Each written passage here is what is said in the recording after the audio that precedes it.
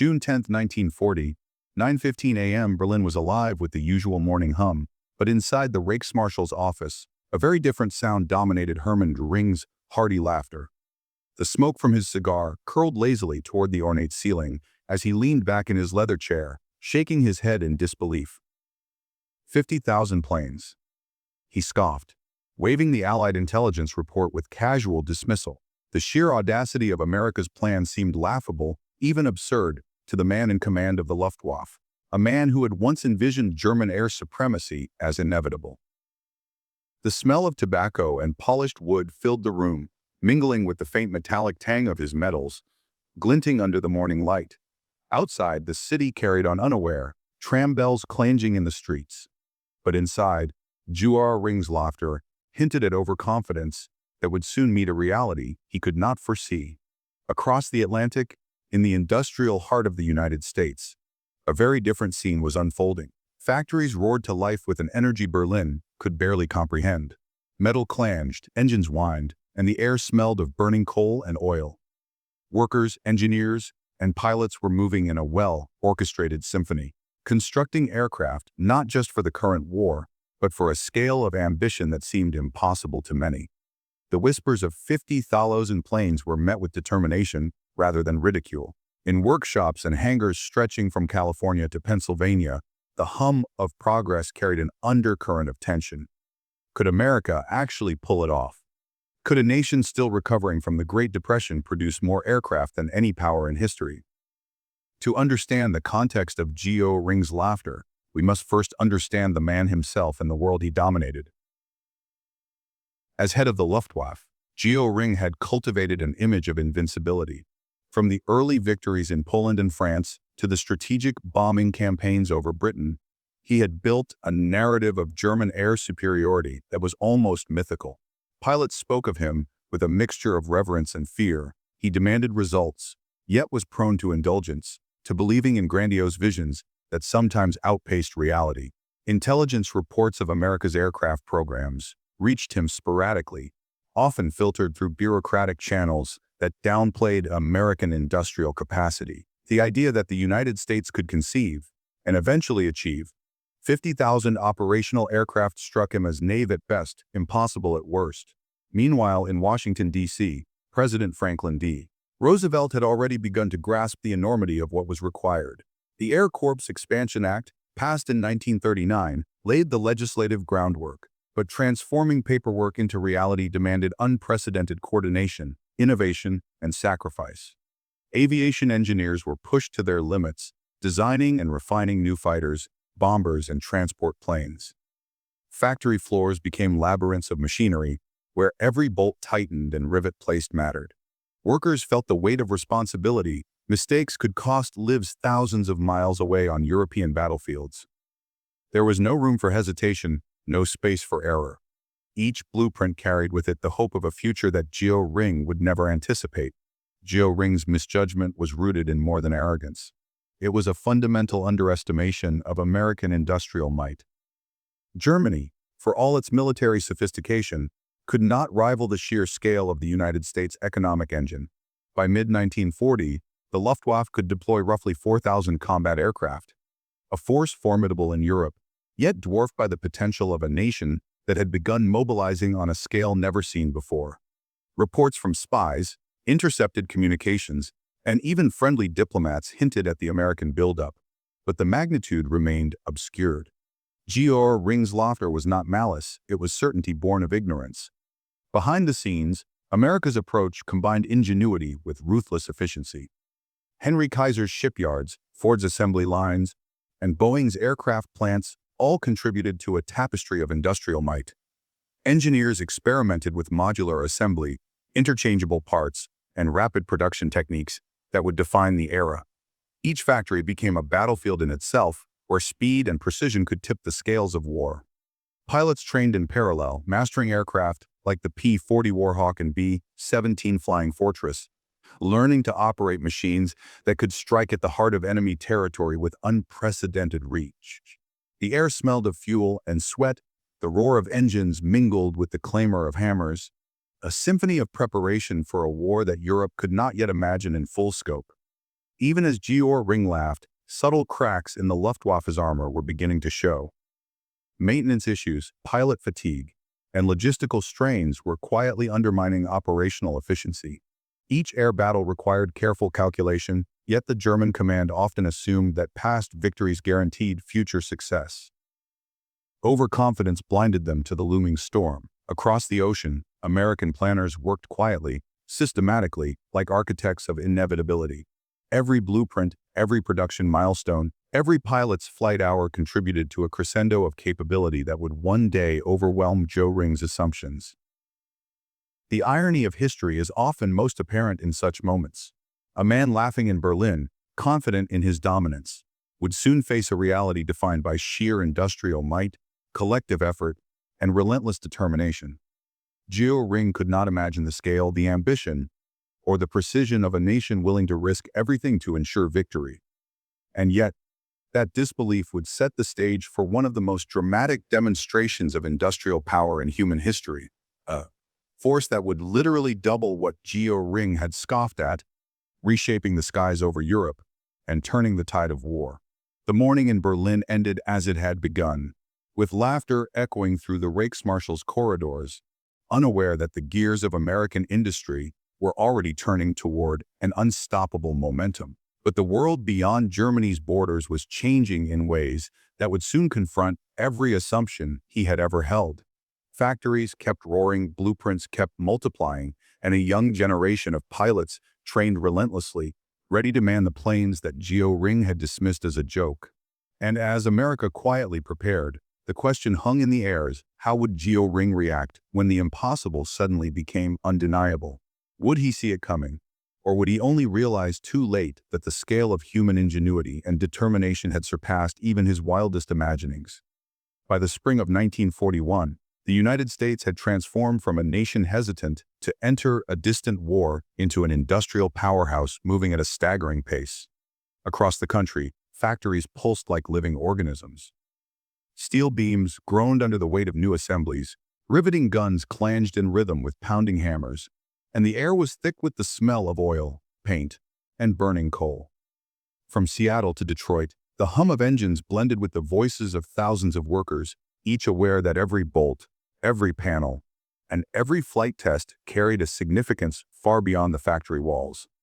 America was no longer just building planes, it was building an empire of the sky, one aircraft at a time.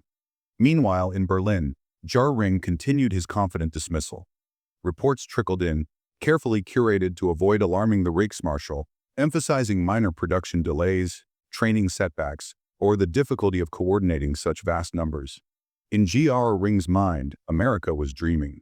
The idea of 50,000 operational aircraft seemed preposterous, a number so immense that it could never take flight, let alone dominate Europe.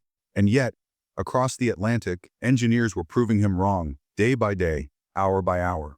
One of the most astonishing achievements was the massive B-17 production program. Boeing's Wichita plant operated around the clock, an endless river of men and women assembling components that would later thunder across European skies. Wings, fuselages, and engines moved along parallel lines, meticulously synchronized, ensuring that each bomber could be completed in record time. Engineers developed innovations like pre-drilled parts and standardized fittings, reducing assembly time from months to weeks. Meanwhile, in factories producing the P-51 Mustang and P-40 Warhawk, similar methods sped production without sacrificing quality. Every finished plane was a statement America could achieve what Germany thought impossible. In workshops far smaller but equally vital, maintenance crews tested engines, calibrated instruments, and ran simulations. The roar of propellers during test flights filled the air, a symphony of purpose that echoed across fields once quiet. Pilots were trained in these controlled environments, learning to operate sophisticated machinery under extreme conditions. The sensory experience was intense. Vibrations through the cockpit floor, the metallic tang of fuel, the wind ripping across the fuselage during high-speed maneuvers. Every flight test brought lessons, refining tactics and improving survivability in combat.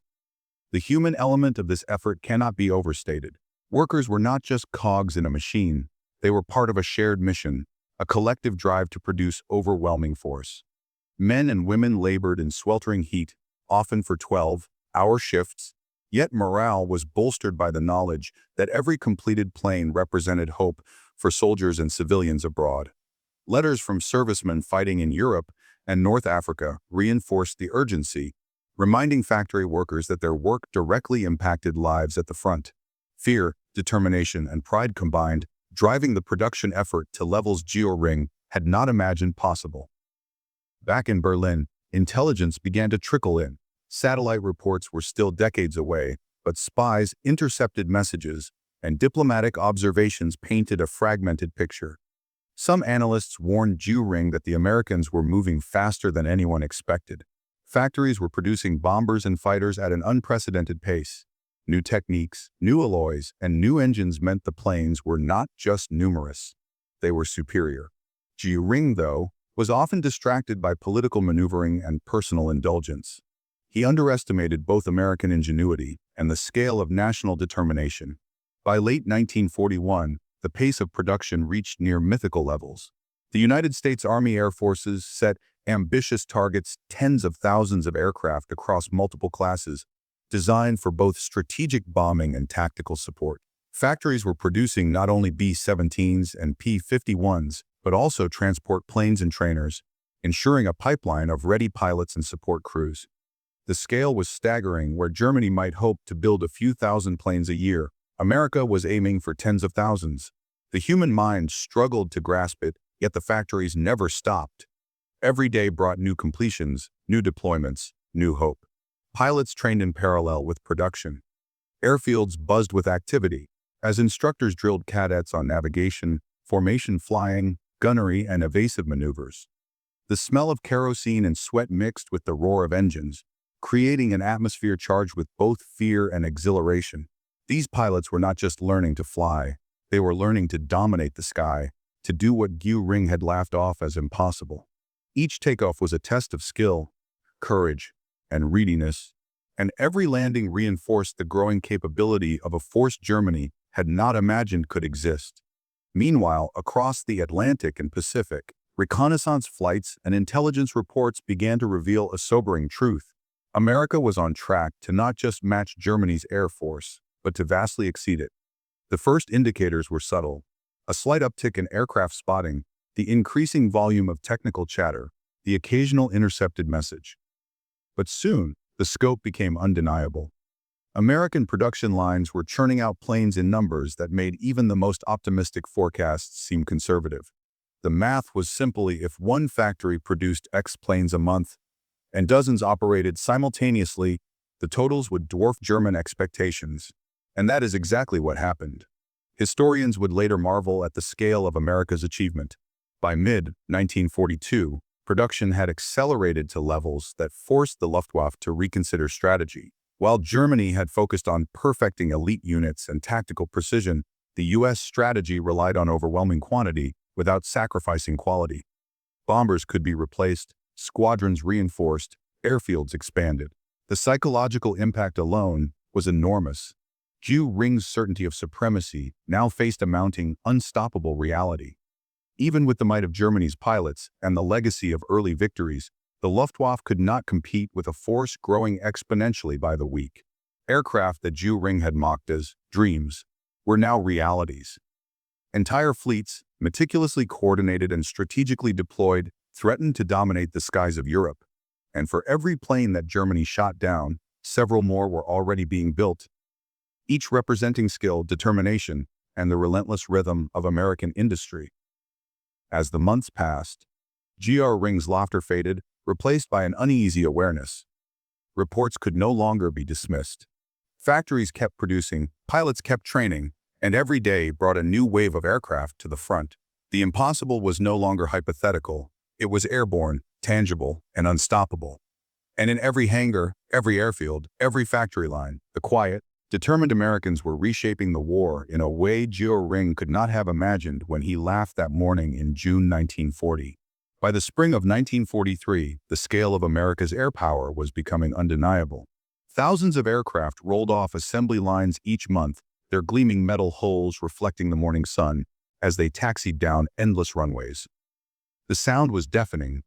a constant roar of engines, punctuated by the clatter of tools, the hiss of hydraulics, and the shouted orders of controllers. Each plane carried not just bombs and fuel, but the weight of a nation's resolve. And across the Atlantic, Hermann Göring began to sense the truth he had once laughed at. 50,000 planes were not only possible, they had been surpassed, and then doubled. Göring's office in Berlin, once filled with confident swagger and dismissive laughter, now felt suffocating. Reports arrived almost daily detailing new deployments, production rates, and the scale of the American air fleet.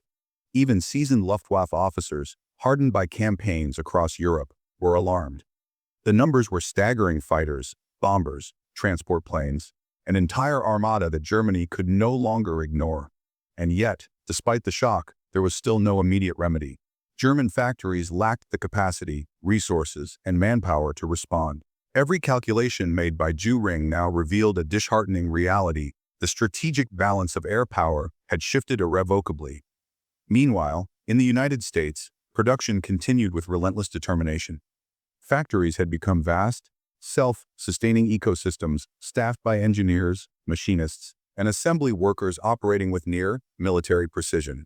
Blueprints evolved in real time, innovations were rapidly implemented, and entire production lines could pivot to new aircraft models within weeks. The result was staggering. By 1943, America was producing well over 100,000 aircraft, an achievement so vast it reshaped the very notion of war. Pilots trained ceaselessly, their skill growing alongside the mountains of machines they would soon command. Each takeoff carried the promise of superiority in the skies and, for the first time, a tangible threat to the Reichsmarschall's supremacy. As these forces prepared for deployment, Germany's pilots faced mounting pressure. The Luftwaffe had been highly effective in early campaigns, but the tide was turning. Encounters over European skies became increasingly perilous as American bombers and fighters swarmed in numbers Germany could not match. The P-51 Mustang, the B-17 Flying Fortress, and other cutting-edge planes operated in formation with unprecedented coordination. Their presence forced the Luftwaffe into a defensive posture, overstretched and reactive rather than proactive. Göring's earlier laughter, so full of certainty, was replaced by frustration, disbelief, and a growing sense of urgency. The psychological impact was as potent as the physical threat. Göring had underestimated not just the numbers, but the American capacity for organization, innovation, and relentless effort. The laughable 50,000 planes had become an unstoppable force, a symbol of what industrial power and national resolve could achieve. And for the men and women building these aircraft, the stakes were deeply personal. Every bomber and fighter represented lives saved, campaigns won, and the hope of turning a global conflict toward victory. When the first massive waves of American bombers reached European airspace, the consequences became starkly clear. Entire German cities and industrial centers now faced aerial threats on a scale they had never encountered. Luftwaffe pilots fought bravely, their courage undeniable, but sheer numbers began to overwhelm even the most skilled airmen. Each dogfight carried the weight of desperation. Each bomber raid a testament to industrial precision and human determination. The sky, once a domain Germany could dominate, was now crowded with the relentless presence of America's aircraft armada. Observers would later note the transformation in Göring. The confidence that had once defined him eroded as reports of losses and near misses accumulated. The realization was unavoidable. His laughter in June 1940 had been premature. America had not just met the challenge, it had surpassed every expectation, turning skepticism into strategic supremacy. And yet, the story was not only one of machines, numbers, and production. It was a story of human endeavor, courage, and innovation. Every plane that flew, every engine that roared, and every pilot that took the sky carried the imprint of countless hands, minds, and hearts committed to a vision Germany had mocked. The scale of production, training, and deployment became a turning point in the broader war effort. America's ability to produce, repair, and replace aircraft on such a monumental scale allowed Allied forces to sustain offensive campaigns across multiple theaters simultaneously. It forced Germany into a reactive stance, stretching resources thin and undermining the early advantages the Luftwaffe had enjoyed. Göring's earlier certainty, once a cornerstone of his strategy, was now a cautionary tale of underestimating an opponent's industrial and human potential. Looking back, the story of 50,000 planes, and the 100,000 that followed, is more than a historical fact.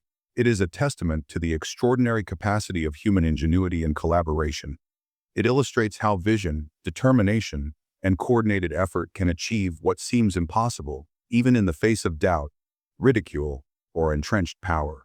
Geo Ring's laughter, once so dismissive, serves as a reminder of how overconfidence can blind even the most formidable leaders. And America's achievement stands as a monumental example of how preparation, innovation, and perseverance can redefine the course of history. In the end, the skies over Europe were no longer a domain of fear or speculation. They had become a theater of relentless reality. Aircraft surged, engines roared, and the combined effort of a nation reshaped the very course of the Second World War. For the workers, pilots, engineers, and strategists behind the production lines, there was quiet satisfaction, knowing they had built more than planes. They had built a legacy of resilience and determination. As we reflect on this moment in history, it reminds us that human innovation, when paired with vision and resolve, can surpass even the wildest doubts.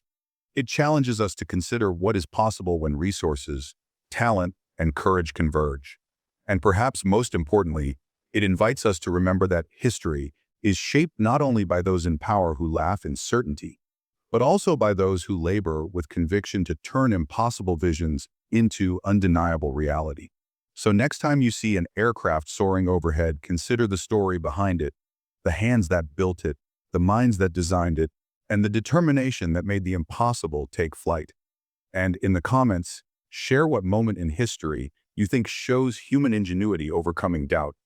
Because the story of 50,000 planes, and then 100,000, remains a reminder that even in the darkest hours, ambition, skill, and collaboration can redefine what the world believes to be possible.